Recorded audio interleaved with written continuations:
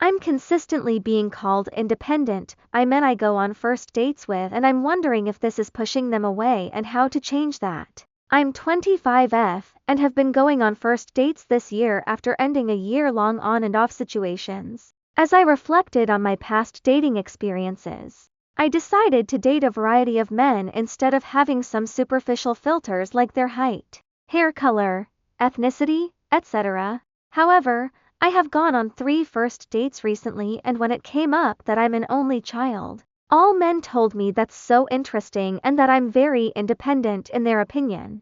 They also seemed too impressed by me, which didn't sit right with me, and I wondered if it's because of my background or education. For example, they talked a lot about me doing a PhD and said it's unusual to be feminine and educated and seemed to not trust it. While to me that's the least interesting or impressive thing about me, and seeking higher education is just the norms in my culture in the Middle East. I'm in the US now, but from another country, and in my family, the only types of men that find my background or education very attractive are the older, very successful types who seem to actually prefer someone from the same background. Lawyers, doctors, they call me interesting, rarely even brought up my education.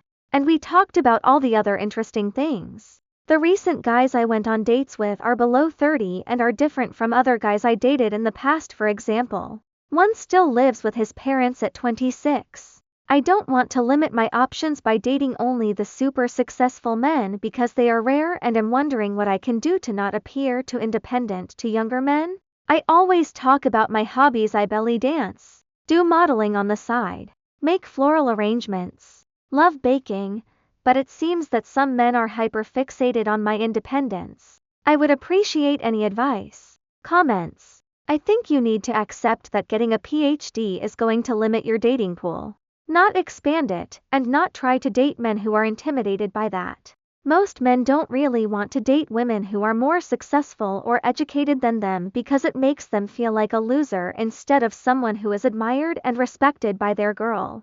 This isn't 100% of men, but it's enough that it's a pretty good bet. I don't think it's unusual to be feminine and educated.